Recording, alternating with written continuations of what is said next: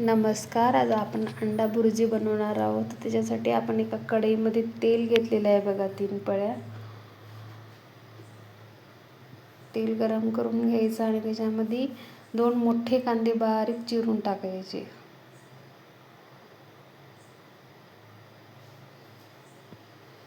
इथं 2 माणसासाठी अंडा भुर्जी बनवणार आहे, तर त्याच्यासाठी मी 4 अंडे घेणार आहे.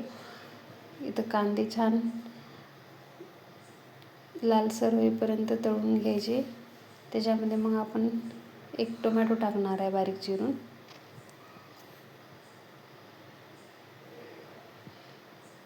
हे बघा, कांदा फ्राय करून घ्यायचा.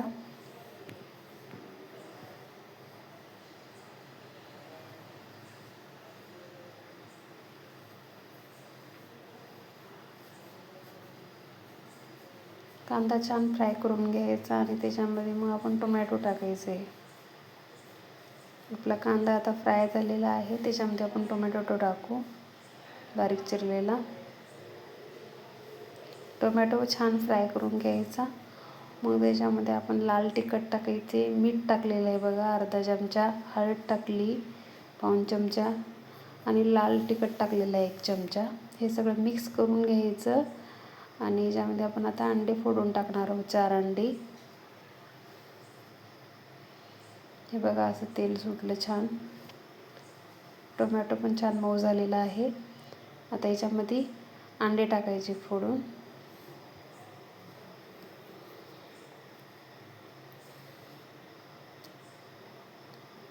अंडे फोडून टाकायचे आणि छान मिक्स करून घ्यायचं.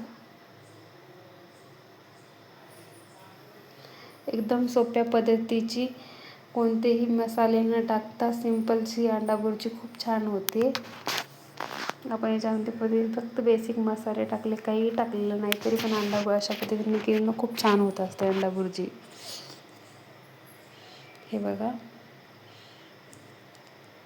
आता याच्यामध्ये आपण बारीक कोथिंबीर चिरून टाकणार आहोत. आपली अंडा भुर्जी रेडी झालेली आहे.